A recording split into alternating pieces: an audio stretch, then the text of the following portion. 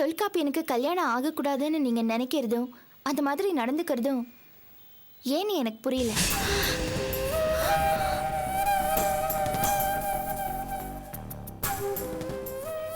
என்ன சாந்தி பேச மாட்டேங்கிறீங்க? நான் எப்படி இந்த மாதிரி ஒரு முடிவுக்கு வந்தேன்னு நீங்க திகைச்சு போய் நிக்கிறீங்கல்ல?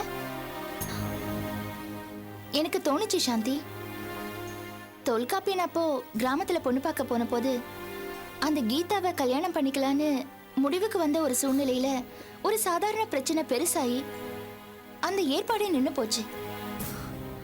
அந்த லெட்டரை பத்தி நான் கேள்விப்பட்டப்போ எனக்கு குழப்பமா தான் இருந்துச்சு.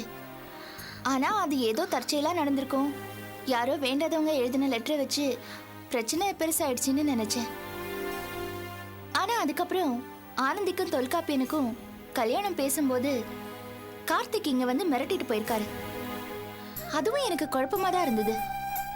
ஆனா எங்க வீட்டுக்கு கல்யாண விஷயத்தை பத்தி பேச நீங்களும் தொல்காப்பியனும் வந்தப்போ அங்கேயும் கரெக்டா கார்த்திக் வந்து கலாட்டா பண்ணாரு. அப்ப நாங்க எல்லாரும் ரொம்ப டென்ஷன்ல இருந்தோம். ஆனா நீங்க ரொம்ப நிதானமா தான் இருந்தீங்க. சரி, அதையும் நான் பெருசா எடுத்துக்கல. ஆனா இப்ப ஃபாதர் கூட போறதுக்கு நீங்க முன் வரல. நடந்த எல்லாத்தையும் வரிசையா யோசிச்சு பார்த்தா எனக்கு ஒண்ணு புரியுது. எல்லாத்துக்கும் பின்னால நீங்க தான் இருக்கணும், இல்லையா? தயவு செஞ்சு இதை மறுக்கணும்னு நினைக்காதீங்க. எதுக்கு போய் சொல்லணும்? இனிமேலாவது உங்க மனசுல இருக்கிறத நீங்க ஓப்பனா சொல்லுங்க, வெளிப்படையா இருக்கலாமே. இது பாருங்க சாந்தி, நாங்க யாரும் உங்களுக்கு விரோதி இல்ல. எல்லாரும் உங்களுக்கு நல்லதுதான் நடக்கணும்னு நினைக்கிறோம். சொல்லுங்க.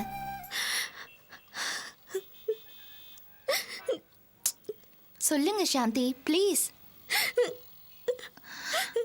இது பாருங்க, சொல்லுங்க சாந்தி.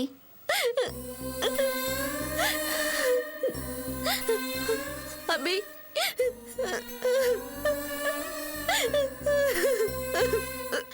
இது பாருங்க சாந்தி, எதுவா இருந்தாலும் என்கிட்ட சொல்லுங்க. அழாதீங்க, அழாதீங்க சாந்தி. இது பாருங்க, எதுவா இருந்தாலும் என்கிட்ட சொல்லுங்க.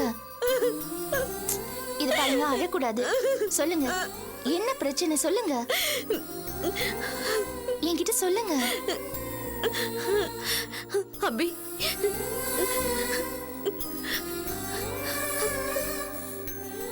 என்ன பிரச்சனை? உங்க மனசுல என்ன இருக்கு என்கிட்ட சொல்லுங்க. அபி, உங்களுக்கு ஒரு விஷயம் தெரியாது அபி. என்ன? இதுக்கு முன்னாடி ஒரு முறை நீங்க கீதாவை பொண்ணு பார்க்க சொல்லி அவர்கிட்ட பேசுறதுக்காக வீட்டுக்கு வந்தீங்க. அப்ப நான் அவங்க கிட்ட மனசை விட்டு எல்லாத்தையும் சொல்லணும் தான் நினைச்சேன். நீங்க கிச்சனுக்கு வந்தப்ப கூட எல்லாத்தையும் நான் உங்ககிட்ட சொல்ல ஆரம்பிச்சேன். ஆனா நீங்க அதை கவனிக்காம அப்பவே போயிட்டீங்க. அப்ப அது மிஸ் ஆயிடுச்சு. ஆனா அதுக்கப்புறம் நான் நிறைய சந்தர்ப்பங்களை சொல்லணும்னு நினைச்சேன். சூழ்நிலை சரியா அமையவே இல்லை. அப்புறம் ஆனந்திய நீங்க தொல்காப்பியனுக்கு கல்யாணம் பண்ண முடிவு பண்ணிட்டீங்க. அதுக்கப்புறமா நான் இதை பத்தி எப்படி சொல்றதுன்னு எனக்கு தெரியல. சரி, நடந்ததெல்லாம் விடுங்க. இப்ப நீங்க என்ன உங்க உண்மையான ஃப்ரெண்டா நினைச்சுக்குங்க. சொல்லுங்க சாந்தி, சொல்லுங்க.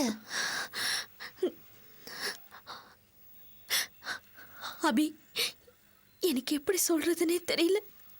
நான் சொல்றத நீங்க எப்படி எடுத்துப்பீங்கன்னு தெரியல.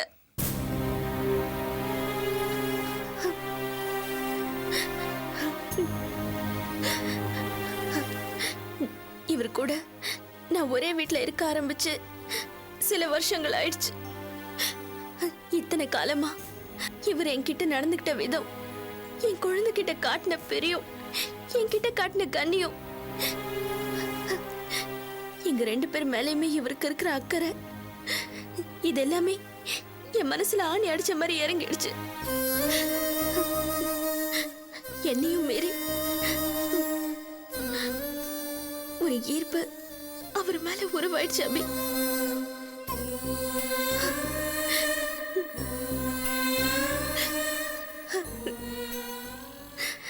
இது சரியா தப்பா, இது ஊர் உலகம் ஏத்துக்குமா இல்லையா, இந்த கேள்விகளை எல்லாம் மீறி என் மனசுல இந்த எண்ணம் ஆழமா பதிஞ்சிருச்சு.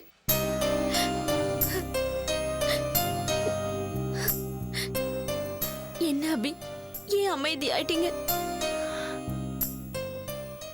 என்ன சொல்றது சாந்தி, எனக்கு இது அதிர்ச்சியா இருக்கு. நான் இதை எதிர்பார்க்கல.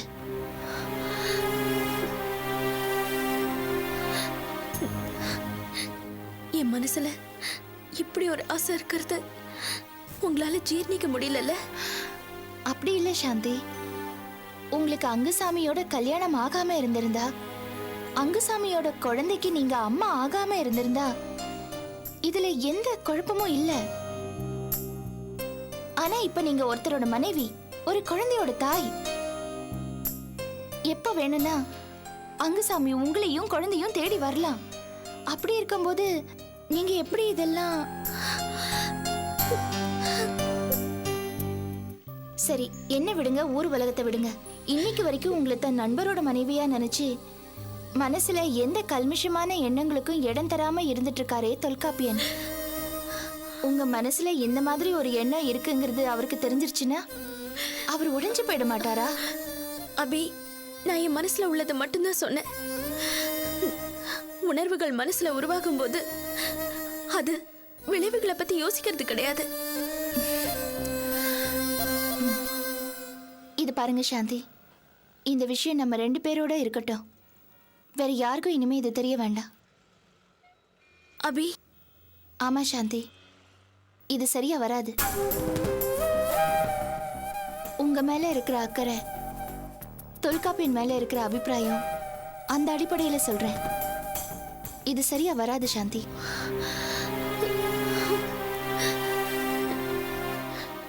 ஏ அபி, ஆனந்தி அவர் கட்டணுன்ற எண்ணத்துல தானே இப்படி எல்லாம் சொல்றீங்க? சச்சே, நிச்சயமா இல்ல. உங்க புருஷன் அங்குச்சாமி, தொல்காப்பியன், உங்க குழந்தை, இந்த 3 பேரையும் நினைச்சுதான் சொல்றேன். நாளைக்கு திடீர்னு அங்குச்சாமி வரும்போது நீங்க தொல்காப்பியனோட மனைவியா இருந்தா அந்த நேரத்துல உங்க புருஷன் என்ன நினைப்பாரு? அவர் பார்வையில தொல்காப்பியன் துரோகி ஆக மாட்டாரா? தன் நண்பனோட மனைவியை அபகரிச்சிட்டாருங்கிற பழி சொல்ல தொல்காப்பியன் மாதிரி ஒரு நல்ல மனுஷனால தாங்கிக்க முடியுமா? இத்தனை நாளா தொல்காப்பியன் உங்ககிட்ட கண்ணியமா நடந்துக்கிட்டாருன்னு நீங்க பெருமையா சொன்னீங்களே, அந்த கண்ணியத்தை நீங்களே கெடுக்க போறீங்களா? இது நீங்க அவருக்கு பண்ற துரோகம் இல்லையா சாந்தி? அப்புறம் உங்க குழந்தை, இந்த விஷயத்துல இருக்கிற குழப்பத்தை, முரண்பாடுகளை நம்மள மாதிரி பெரியவங்களாலேயே முழுசா ஜீர்ணிக்க முடியாது. அது பச்சை குழந்தை, அது மனசு என்ன பாடுபடும்? கொஞ்சம் யோசிச்சு பாருங்க சாந்தி. எல்லாரோட வாழ்க்கையிலயும் சிக்கல் உண்டு பண்ணாதீங்க. கொஞ்சம் நிதானமா யோசிச்சு பாருங்க சாந்தி. அபி, நீங்க ஒரு பொண்ணா இருந்தும் என் ஃபீலிங்ஸை புரிஞ்சுக்கவே இல்லையே. இல்ல சாந்தி, எனக்கு நல்லா புரியுது. உங்க உணர்வுகளை நான் தப்பா நினைக்கல. அதை என்னால கொச்சப்படுத்தவும் முடியாது. ஆனா நாம முழுக்க முழுக்க நம்ம உணர்வுகளை மட்டுமே வச்சு நம்ம வாழ்க்கையை அமைச்சிக்க முடியாது. நம்மளை சுத்தி இருக்கிற எல்லாருமே பொருந்தி வந்தாதான் நம்ம லைஃபை நல்லா அமைச்சிக்க முடியும். சாந்தியோட உணர்வு தொல்காப்பியனையும் குழந்தையும் அங்குச்சாமியையும் பாதிக்கிற மாதிரி இருக்கக்கூடாது. நான் பொதுவான இடத்துல இருந்து பேசுறேன். எல்லாரோட நல்லதுக்காகவும் தான் சொல்றேன். தயவு செஞ்சு புரிஞ்சுக்கங்க சாந்தி.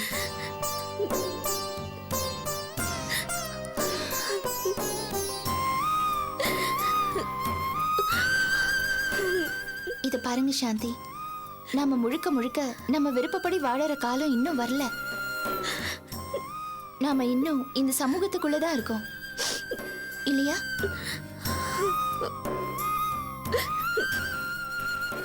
இது பாருங்க, இந்த விஷயம் நமக்குள்ள இருக்கிற ரகசியமாவே இருக்கட்டும். எல்லாத்தையும் மறக்கிறதுக்கு முயற்சி பண்ணுங்க. அப்புறமா நிதானமா யோசிச்சு பாருங்க. நான் சொன்னதுல இருக்கிற நியாயம் உங்களுக்கு கண்டிப்பா புரியும். நல்லா யோசிங்க சாந்தி. அது ஒண்ணுதான் உங்களை தெளிவாக்கும். நான் கிளம்புறேன் சாந்தி.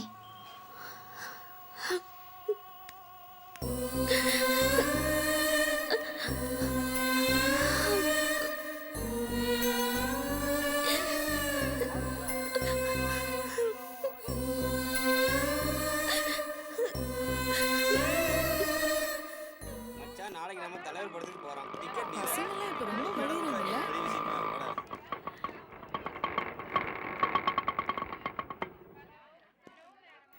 Hello handsome, how are you? என்ன கண்டுக்காமலே போறீங்க? அப்படிலாம் இல்லைங்க. யாரை தேடி போறீங்க? மகாராணியவா? சரி, பதில் சொல்ல மாட்டீங்க, பரவாயில்ல, நானே கெஸ் பண்ணிட்டேன். ஆர்த்தி மேடம் தானே தேடி போறீங்க? அவங்க எங்க இருக்காங்க தெரியுமா? அதோ அந்த கார்னர்ல ஒரு ரூம் இருக்கே, அங்க இருக்காங்க. ரொம்ப தேங்க்ஸுங்க. No mention.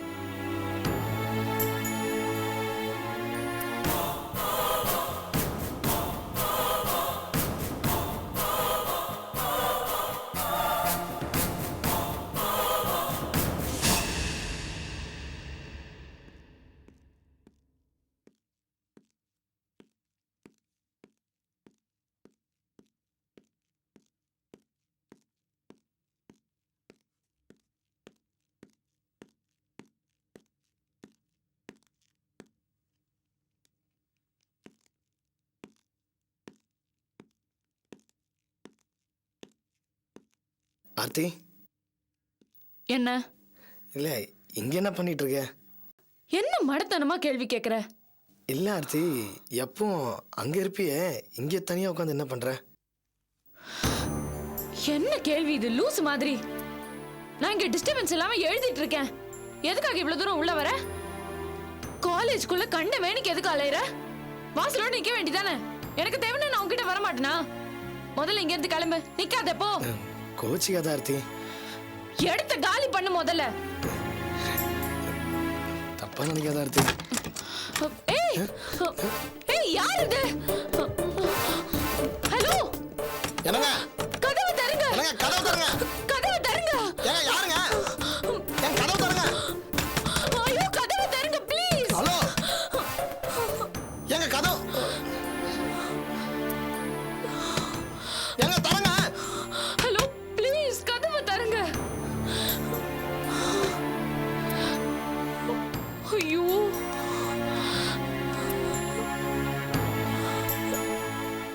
ஆர்த்தி, உன்னை யார் இங்க வர சொன்னா?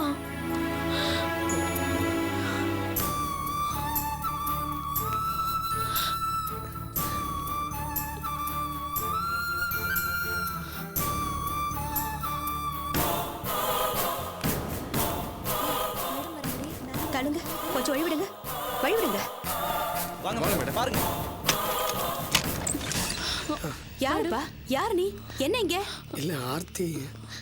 Aarthi, what the hell is going on? என்ன நடக்குது இங்க? இது என்ன காலேஜா இல்ல வேற ஏதாவது இடமா? வாடா குப்பத்து ராசா, வா. இந்த இதுக்கு உனக்கு இந்த இடம் தான் கிடைச்சதா? ஒரு ஹோட்டல்ல ரூம் கிடைக்கல, ஒரு லாட்ஜ் கிடைக்கல. நாங்க எல்லாம் படிக்கிற புனிதமான இடம்டா இது. பாழாக்கிட்டியடா பாவி.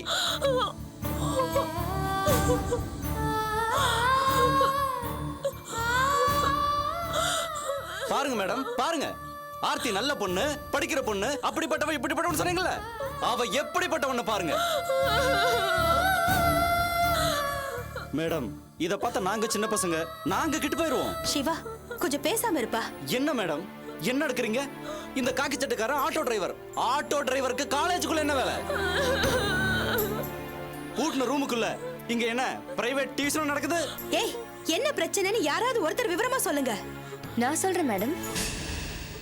சொல்லு மேடம், இது தினம் தினம் நடக்கிற கூத்து. இன்னைக்கு என்னமோ மாட்டிக்கிட்டாங்க, அவ்வளவுதான். என்னம்மா சொல்ற? மேடம், இந்த ரூம்ல இது தினமும் நடக்குது. இவ என்னமோ படிக்கிறேன்னு போவா, அப்ப இவனும் நேரா வருவான், தேடுறேன்னு போவான், கதவு பூட்டிக்கும். அதுக்கப்புறம் எப்ப வருவாங்கன்னே தெரியாது. நான் போக வர பார்த்திருக்கேன். பார்த்துட்டு நீ ஏன் பேசாம இருந்த? மேடம், இதெல்லாம் தப்பு. நான் இவகிட்ட சொன்னேன், இது படிக்கிற இடம் கோயில் மாதிரின்னு சொன்னேன். அதுக்கு உன் வேலையை பாருடின்னு திட்டி அனுப்பிச்சிட்டா மேடம். மை காட், என்கிட்ட வந்து சொல்றதுக்கு என்ன? நான் உங்ககிட்ட சொல்ல போறேன்னு சொன்னேன் மேடம். இவ கேட்கல. நீ வேணா சொல்லிக்கோ, ஆனா நான் நல்லா படிக்கிறவ, அவங்க என் பேச்சு தான் நம்புவாங்க அப்படின்னு சொல்லி என் வாயை அடைச்சிட்டா மேடம்.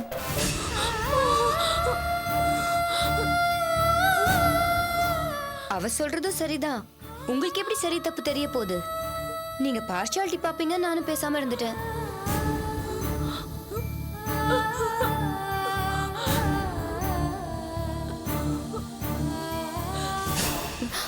பாருங்க மேடம், என்ன எவ்வளவு கோவமா பாக்குறான். ஏதோ டேஞ்சர் மூட்ல இருக்கான் போல இருக்கு. ஆர்த்தி, உனக்கு வெக்கமா இல்ல? யாராவது இப்படி பண்ணுவாங்களா? நான் உன் மேல எவ்வளவு நம்பிக்கை வச்சிருந்தேன். இது எவ்வளவு புனிதமான இடம். இங்க வந்துட்டு இப்படி சீப்பா நடந்துக்கிறதுக்கு உனக்கு வெக்கமா இல்ல? ச்சே, உன்னை பத்தி நான் என்னவெல்லாம் நினைச்சிட்டு இருந்தேம்மா. இப்படி அசிங்கப்படுத்திட்டியே.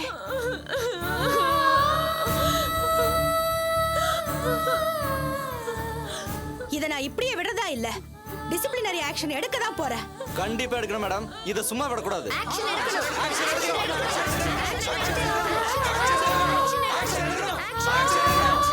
நிறுத்துங்க. எல்லாரும் உண்மை தெரியாம பழி போடாதீங்க. ஆர்த்தி மேல எந்த தப்பும் கிடையாது. நான் ஆர்த்தியோட புருஷன்.